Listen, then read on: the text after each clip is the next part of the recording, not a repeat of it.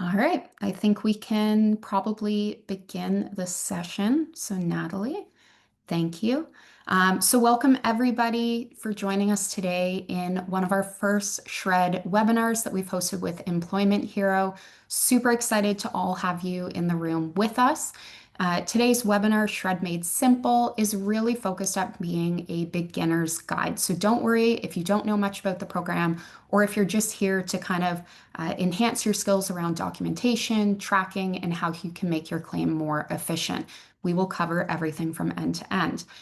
My name is Sarah Lesperance. I head our SR&ED growth here at HUME. My role is really to support founders within the Canadian ecosystem with access to the resources and network that they need to scale their business. I also work with early stage VCs as well as accelerators to support their network of portfolio companies as well.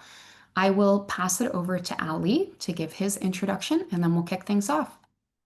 Hi, everyone. Lovely to be here. My name is Ali, obviously. I have a background in engineering and have been doing SR&ED claims for the past 10 years, take it or leave it.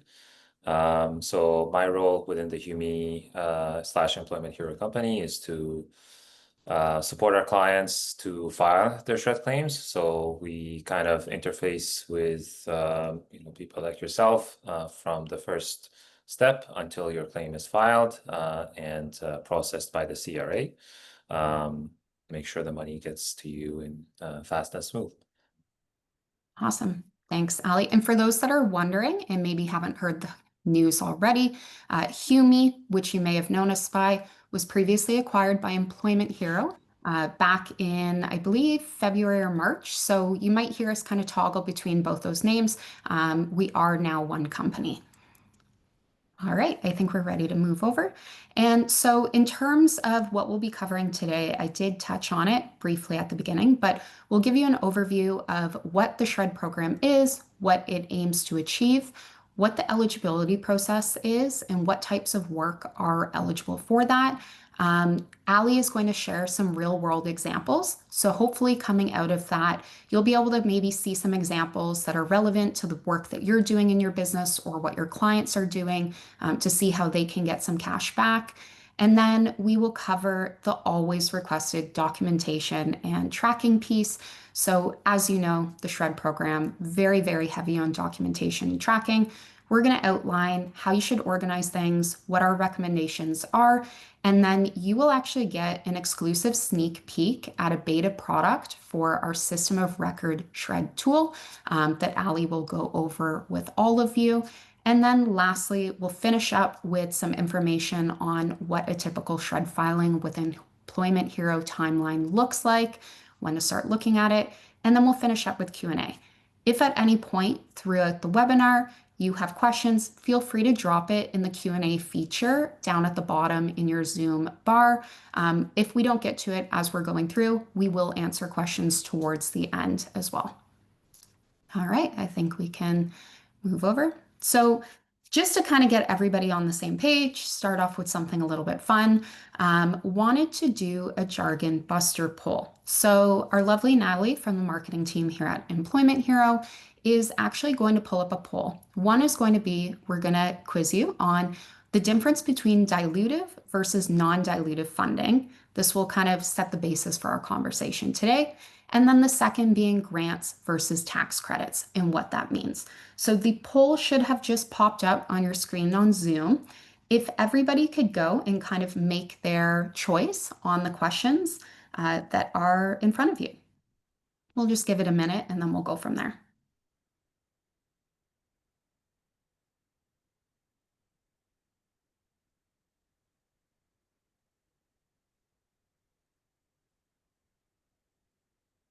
All right, we'll wait for a final few people to get theirs in. Don't worry if it is not correct or you're not sure. It's just kind of a fun way to get us warmed up for the day. All right, it looks like we've got about 65% of people that submitted. So let's pause the poll there and I'll just quickly go over the results with everybody and kind of give you an explanation of what that looks like. So, for our first question, receiving this type of funding means you don't have to give away ownership of your company. So, non dilutive is correct. It looks like 89% of people selected that. So, when we're looking at different ways of funding your business, obviously the non dilutive side is you're not giving away a piece of the pie of your ownership. You still have, a large majority in decision making as well as equity. And then our second poll that we asked regarding to the grants and tax credits. So the type of funding after you've spent money on eligible work rather than applying for it up front. So again, 85% of people got that one correct. Congratulations to everybody. And for those that didn't get it correct, it's a great starter for us in this conversation today. All right, I think we can move on to the next slide. All right, so let's talk SR&ED. Some of you may already know this information, but again, because today's a high-level session, want to lay it out in front of everybody. So SR&ED, also known as the Scientific Research and Experimental Development Program, is a federal tax incentive that supports businesses with their research and development work. It is the largest government program for innovation funding. They give around $3 billion every year to over 20,000 businesses. It is available to startups, scale ups, large companies. You can be pre revenue, you can be a public company. As long as you are innovating every year, you can apply for the program year after year, as long as we have proof to see that you're actually doing the work. We'll flip over to the next slide. And in terms of what types of activities or resources that you can actually put under your SR&ED claim, really the best way to look at it is kind of a pyramid. So the top category where you'll see the largest returns for most businesses are really going to fall under Canadian salaries. So these are full-time employees that are working on that research and development technical work for their businesses. They can claim up to 64% of those salaries back. So if you think about it, if you're a large company based in Canada, you have maybe a large development team, so a bunch of engineers working based in Canada, and we can prove the work they're doing is on those R&D eligible projects, then you can claim a ton of their salary back. The second category where we usually see a bunch of return is on R&D spend. So we often get asked, what is R&D? Is it computers? Is it laptops? Whatever it may be. So in order for R&D spend to work on a SR&ED claim, it actually needs to be prototyping or experimentation costs or materials consumed in testing. So if you are trying to build a product, let's just go with an example I saw recently. A company is trying to build a drone. The drone keeps setting on fire while they're building it. You can continually invest materials in building that drone for testing and put those costs towards your SR&ED claim. Where R&D spend wouldn't count is if you are building something and then selling it to a consumer. So it has to be used internally. The third category, which again often gets missed, is Canadian subcontractor fees. So depending on the subcontractor you're working with, if they're based in Canada, the work is being done in Canada, and it's for technical work that is SR&ED eligible, and we'll go over some of that work shortly, then you may have a case to be able to submit that under your SR&ED claim. There are some things that you should look out for in terms of wording with their contracts and how the invoices are outlined, but we can share more on that. So that's kind of the three big buckets of SR&ED claims that you can file under. So we'll move over to the next slide. And I'm actually going to pass it off to Ali because he has a ton of experience on the claims side and will be able to dig in these projects better than I would. Yeah, thanks, Sarah. I think we touched on what SR&ED stands for in the first place. Like you hear us talk about this SR&ED, but it's actually like SR&ED. It stands for Scientific Research and Experimental Development. And something that is key and important to remember is that those two are not necessarily being combined together. You have two different distinguishable type of project that you can claim. One falls into that scientific research aspect, and the other one is experimental development. And for the most of you who are here, who are working in companies or are running your own company, you're either developing a new product or improving an existing product, and that falls under the experimental development portion of it. So for the sake of today's presentation, we've mostly gone ahead and focused on software-related projects. But keep in mind, we're not limited to software type of work that you can claim. Really, scientific experimental development can be attributed to any sort of field of science that you're working in. That could be like chemical engineering, material engineering, civil, mechanical, all those things, or else go into the science world, etc. All those can count, but yeah, for the benefit of today's presentation, we focused on the software aspects of work. So you can see some common themes that come up within SR&ED claims. Obviously software development. One that is popping up these days quite often is like in the AI world and machine learning model development. The areas of challenges that people need to solve day to day. Some of the product design and prototyping can be included, depending on how much of it relates to that experimental portion of the work. Process improvement, Sarah touched on drone engineering and fixing some issues there. So material formulation research, if it can prevent issues that pop up, that can also count. Going hand in hand with that hardware or electronic engineering. Which you can also claim material that you spend on it. So the cost of purchasing the material that go into the prototype and design of it can also be included. So if we can move on to the next slide, I can actually talk about some real world examples with a bunch of different themes. So considering a SaaS platform. A type of project that can qualify, like this is just an example, obviously, but imagine you have existing data analytics system that is not capable of handling large real-time data streams, right? So that is causing issues, it's causing delays, performance hiccups, etc. So in order to solve it, you have to try a bunch of different solutions. One of them could be developing a new microservices architecture. What that means is that you have exhausted all available solutions out there, right? So it's not like a puzzle game. You're not kind of fitting in what's available to you and seeing what works. Rather, you realize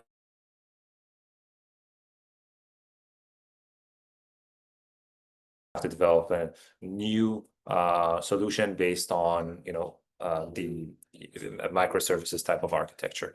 The end result here is very important. You have to be able to measure how much you've improved the end result compared to the existing state of the platform that you had at the beginning. So in this case, you've achieved a 60% improvement in your data processing or overall performance.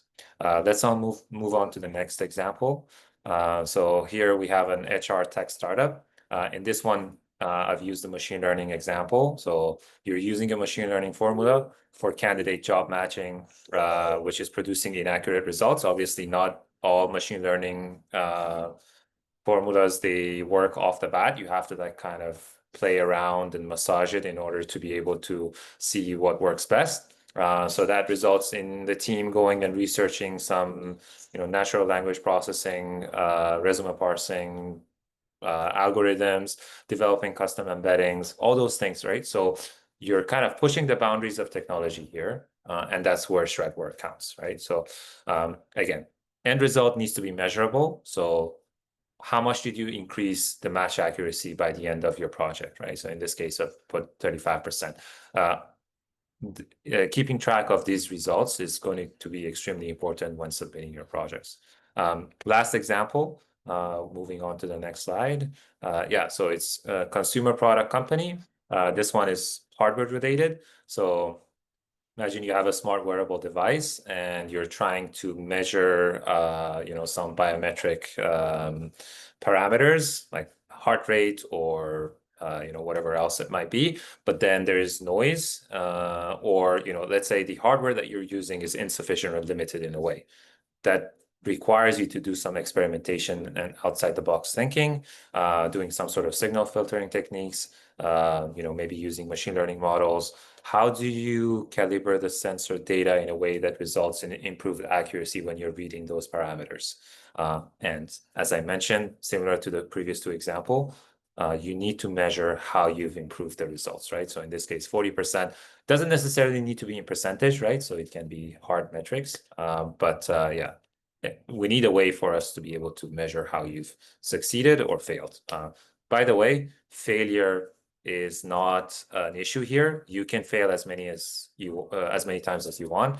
In fact, the more you fail, the better, because that means you can claim more time towards your projects.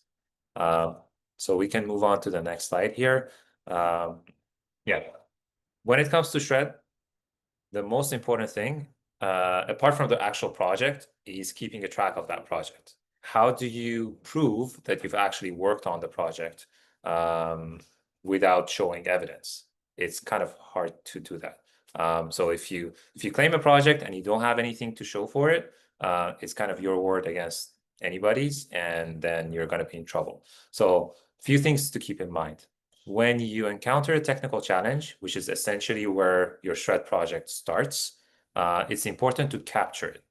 That technical challenge is the beginning of your Shred project. So you can do it in many different ways. You can use Google Docs, Confluence, Notion, or any other project management tool that you're using, like GitHub, Jira, whatever you're using, it counts. Just make sure that the start of that Shred project is clearly documented. The experiments and iterations, they also need to be documented. So again, like you can use your existing project management tools or create something extra, right? Something in addition to the existing project management tools that you use to keep track of the work, the communication that engineers do between each other. Let's say you send an email, you send a Slack message. All those things count towards acceptable documentation when you're supporting your claim successfully.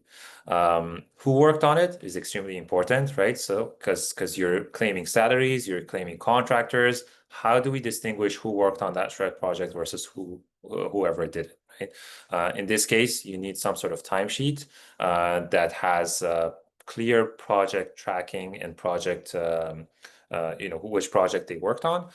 You can use Employment Hero's internal time tracking module, or else if you have anything else that works best for you, then that completely is fine as well. In terms of cost and resources, same thing, right? So how do we prove you spent actually money on it? You need payroll records.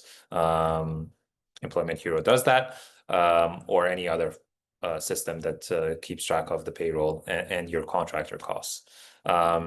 And yeah, supporting evidence, make sure that all of that is kept in a place that is ready to be presented in case your claim does get selected for a review, which is fairly often these days. Yeah, we'll actually look into what we're building internally to make that all smooth and straightforward for you guys. So if we go to the next slide, I think you guys can take a peek at the platform that we're working on.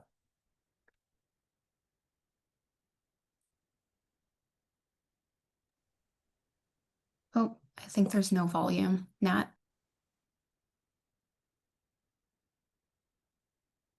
Yeah, I can actually maybe speak on it. That's completely fine. So, yeah, if it doesn't work, then I can comment on what we're looking at here.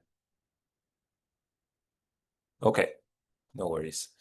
So in terms of the platform that we're working on, you can create a separate instance for each company that you have. So in this case, as a demo, we're looking at Employment Heroes 2025 year, and we have a record of your monthly expenditures from a month-to-month basis within each year that you work on the project. So you can see like the year that is going on. So the first thing that you do when you log in, you can invite all of the employees from that company into the platform. Now, that allows them to keep track of the projects once they're invited. We pull in the payroll information that we have from the Employment Hero operating system. Obviously, that is not visible to all of the employees that get brought onto the platform. So we have different roles for each employee that gets invited. In this case, like we've automatically pulled in the employee information from our operating system, and they have different roles, including I think admin, manager, and member. So a member is someone who can only come in and contribute in terms of information that they have worked on, but the other two have access to sensitive information, including payroll. The other thing that you can do is, in terms of projects, you can go ahead and create projects manually. So in this case, an example would be a shred project.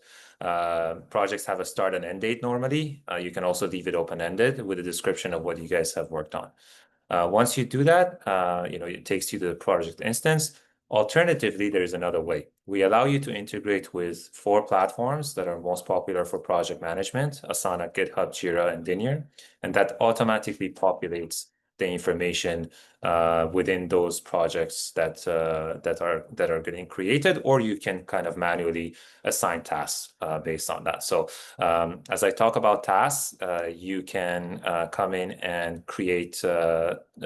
Basically, this First thing is assigning users, right? So you kind of add employees on who's working on those projects. You can also assign tasks to those employees that were working on it. So you can manually keep track of the tasks that they're involved in and how many hours they've actually spent working on them. Alternatively, you can kind of bulk estimate how much time they were spending on that given project within a year, right? So in this case, Ali worked 25%, which translates into a total number of hours. That equally translates into a total dollar worth of how much they've accumulated from a shred perspective for their company. In addition, you can also do reports on a cadence that is most relevant to your team. So you can do, in terms of weekly, monthly, whatever works for your team, keep a track of the reports, and that creates the perfect audit log. And you can also add documents, upload documents that are relevant to each project, which goes hand in hand with what I said in terms of documentation, making sure that everything is kept in one place and ready to be presented.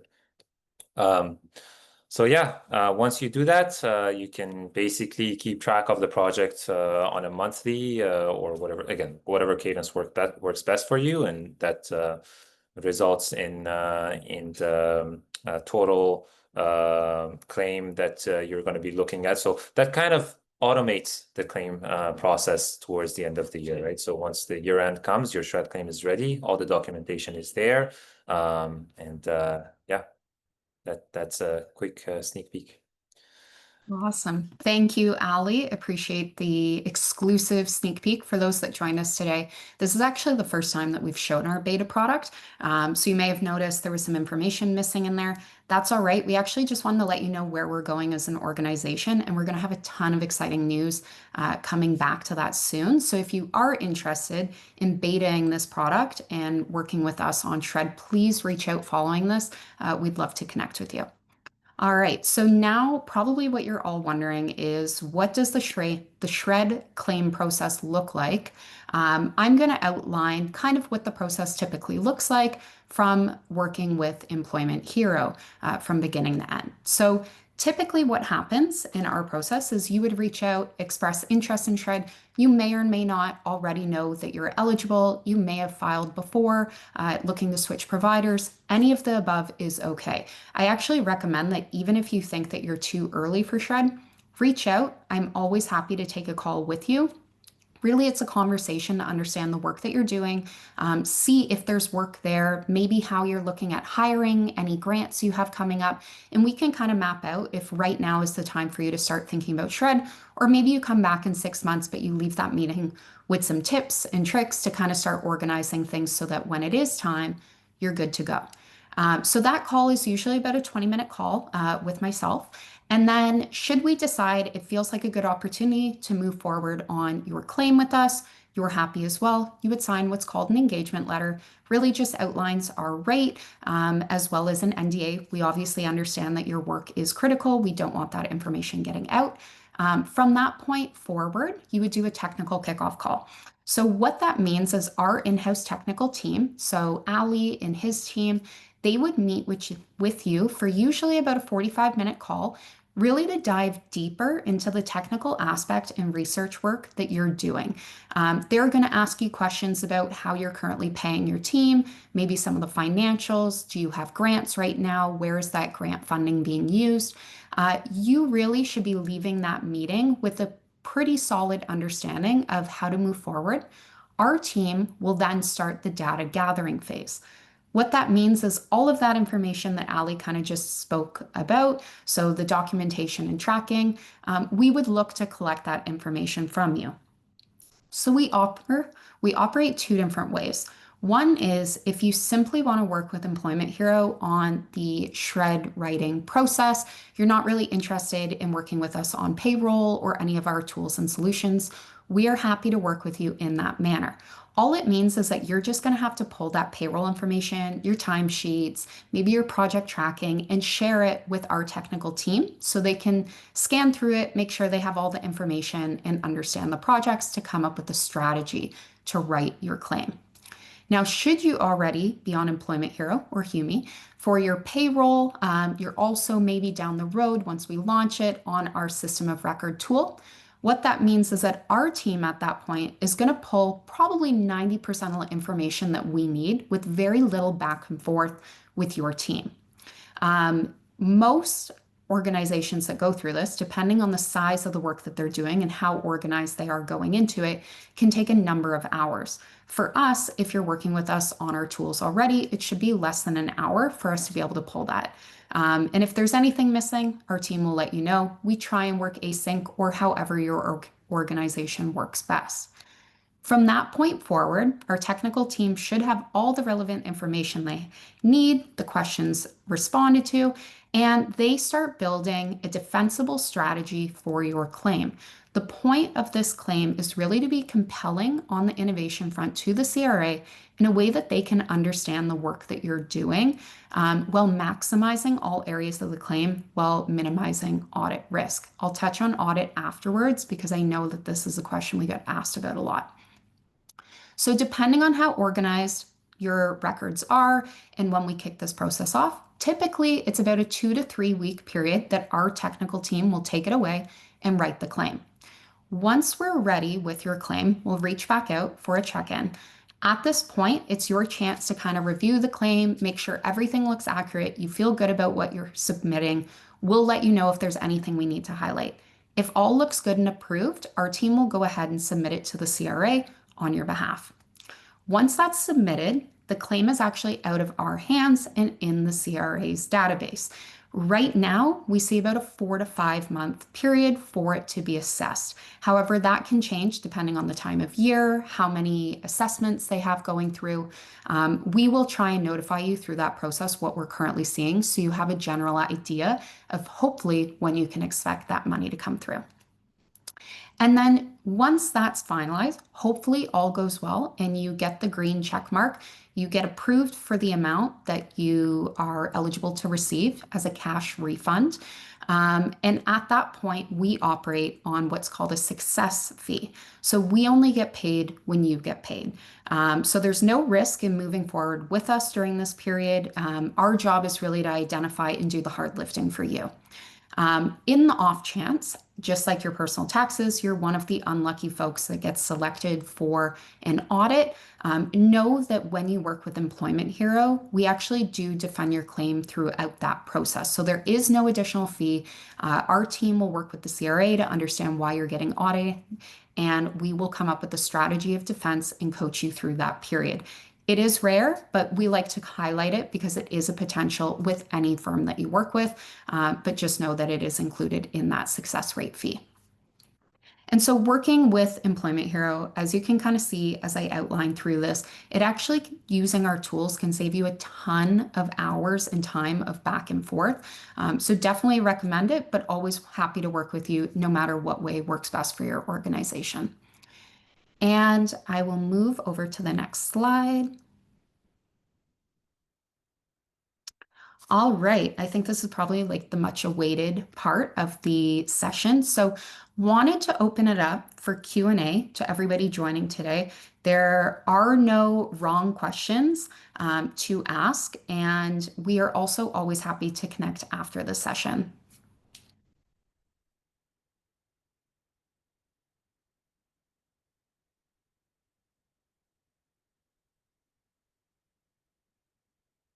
All right, we have to have some questions in the chat.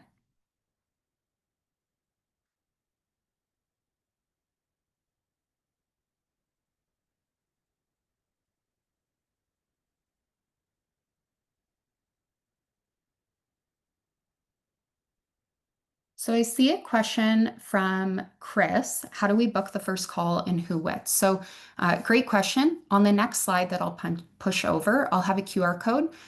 It will be a direct booking link to chat with myself. We'll have a brief conversation. Oh, maybe one more over. We'll have a brief conversation and can kind of chat through what that can look like. All right. Lindsay asked, you mentioned if you could use subcontractors, you can apply. What if that company also receives SR&ED grants? So, Ali, maybe you can approach this one as I know you deal with a lot Yeah, of. that's a great question. So in terms of when your company and the company that you work with both claim shred, you need to look into three things. And it really comes down to which one answers the question first. So the first thing is who owns the IP of the work? Is it your company or the company that you hire as a contractor? Whoever owns the IP usually gets to claim shred on the work that they're performing, given that they're both in Canada, right? So if they're a non-Canadian contractor, we don't even have to think about it. If there is no mention of the IP work in the contract, then the second question that needs to be answered is who basically has the right to claim shred? Does it say in the contract that whichever company has the right to claim shred on the work that is being done? If that is also non-existent within the contract agreement, then the third and last question is who is taking the financial risk? So as an example, if within your contract agreement, you assign the contractor to do a certain work, but you don't limit the total hours that you're working on it, right? In a sense, if the work gets into a risky point where you're not able to solve the problems that you're having within a certain number of hours, then essentially the contractor is taking on the risk and they have the right to claim shred unless they want to give that right to your company. Otherwise, if your company is paying the contractor for unlimited number of hours until they deliver, then you're taking the financial risk. So I hope that answers your question, but yeah, it can get complicated, and that's why consultants are helpful this sort of instances. Perfect. And Ali, I think there's actually a couple other great questions in here. So one being, can we backdate entries for projects? Say we haven't been keeping formal record, as in Jira, but we have software work logs. Yeah, also a great question. Essentially, backlogging the entries is not recommended. The reason is when you get into a review with the CRA and they want to make sure that you actually did the work, they want to look at contemporaneous documentation, right? So that's why we encourage you to use project management tools and platforms that do have date logs on the work that you're working on. So even if you backlog the timesheets, they go hand in hand with the project documentation that you have, contemporaneously, right? So there needs to be some sort of contemporaneous documentation to back up the claim, no matter if your timesheets differ from your project management tools or not. So always try to do it, even if you don't do it that regularly, right? So you don't want to do it like every week, every day, whatever that is. Make sure that you do it within the year of the claim, not later. Perfect. I also see another question from Tess. See, Ali is great having him on this call with us today because he has so much knowledge to be able to answer all these questions for us. It's fantastic. So Tess asked, after you've completed the shred project, in brackets, R&D, testing, building, etc., if the end result product is salesable, can you sell the product and also maintain the shred claim? So after you sell it. Yeah, so there's two things that we're talking about here. One is the product that you're trying to sell, is it a software product or a hardware product?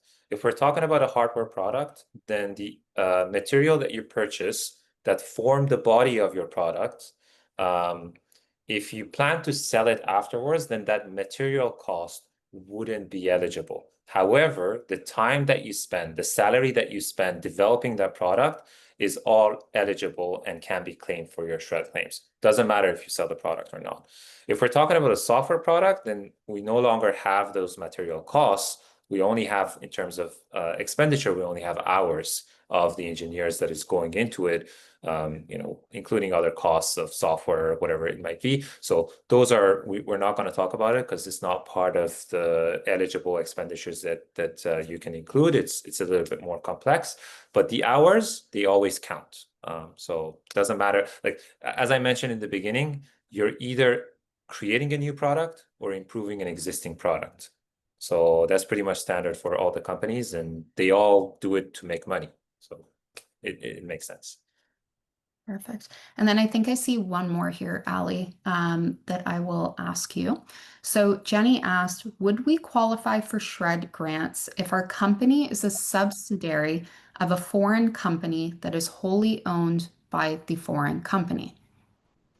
Great question. So we have different types of companies that can claim SR&ED, but most of the time it comes down to two types. One is Canadian controlled private corporations, and the second is non-Canadian controlled private corporation. And so in this case, given that the company is owned by a foreign entity, it makes it a non-Canadian controlled private corporation. These sort of companies, they also do get to claim for SR&ED. However, there is a material difference compared to those Canadian private companies. The biggest difference is the credits that you get back from the CRA, they are no longer cash refund. However, they are in the form of as it's called tax credits, right? So you can use those credits to offset any tax liabilities if your company is profitable within Canada, right? So if you have any taxes that you owe, you can use those tax credits. If you're not profitable, that's also fine. You get to, keep those tax credits on a year-to-year basis until you become profitable. You can carry it forward up to 20 years and kind of get accumulating those until you're at a point where you can use them to offset tax liabilities. Obviously, it's a company decision, and you get to make it if you ever need those tax credits, but you also do qualify. Perfect. Thank you. Okay, we had another come in, which I think is a good one. So Mary asked, if you are improving an existing product, does it have to be your product? And does improving someone else's product for your use count for SR&ED? Uh, Very specific question. So in this case, we need to look at like what's the relationship between your company and the product of the company that you're improving their product for. So as an example, if you're a dev agency, right, and you're developing a product for another company, that goes clearly in the, I think it goes in the same category as the first question, wherein you have to have a contract agreement with the company that you're working for. And within it, you need to specify who owns the IP of the work that you're doing, right? So the work that is intended for SR&ED is purely scientific, right? So we're not necessarily looking at the product itself. We're looking at, from a science perspective, did you add anything to the existing state of knowledge that is out there, right? So did you push the boundaries of technology? So within that context, who owns the IP? If that's not in there, then who's taking the financial risk, right? So if any of those can be answered and your company qualifies, then you can do it. If not, then the company that you're developing the product for. Absolutely. Thanks, Sally. And I think as we kind of get through a bunch of these questions as well, what you'll notice is every organization is working on something completely different. They might have different tools, processes internally. So we can provide some examples here and kind of chat through questions. What I would encourage is honestly, if you have any other questions about it, we'll continue through this list because I see more coming up. But please don't hesitate to scan the QR code, book a meeting with myself or Ali. We're always happy to chat through some of those more specific examples and what relates to your organization to set you on a path to hopefully get some of this non-dilutive funding. Um, okay, Amanda had said, I have a similar question to Mary's. For example, if we are making proprietary tools that we utilize within our company and provide to specific vendors that we may work on our project with us, these tools help our process communicate with the software that we do not own. Would those apply? 100%. Yeah, that's actually a perfect use case of Shred. So you're bang on. That kind of work qualifies. Awesome. All right. I will let anybody else with their final questions drop it in the chat. Again, please feel free to book time with the QR code below. I will also follow up with the session with a shred checklist. So that will be coming over the next couple days. What that will kind of highlight is documentation, tips and tricks as you start to explore the shred program, and we can go from there. Natalie, very quickly, thank you. So just wanted to highlight, if there's no other questions here, some other learning opportunities within the, let's say, scaling space and shred. So one is next month, or I guess that's quickly approaching in a couple weeks on November 12th. We are hosting a session on optimizing your capital stack. So how different grants and shred can help fuel your startup or business within Canada.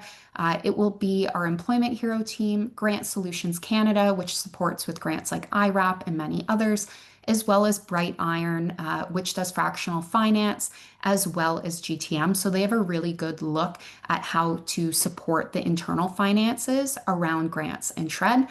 So that will be an interesting conversation. And then in January, we will be hosting another webinar looking at the shred program in the 2026 fiscal year, what is changing, what is drafted right now to change, and how you can adjust your shred claims or internal processes and strategies to maximize the new changes to the program. All of that will be sent out via email to you all shortly. Hopefully, we see you again soon. But if there are no other questions from the audience, we will finish it right here. Thank you for joining us today, and hopefully, we get to talk to you again soon.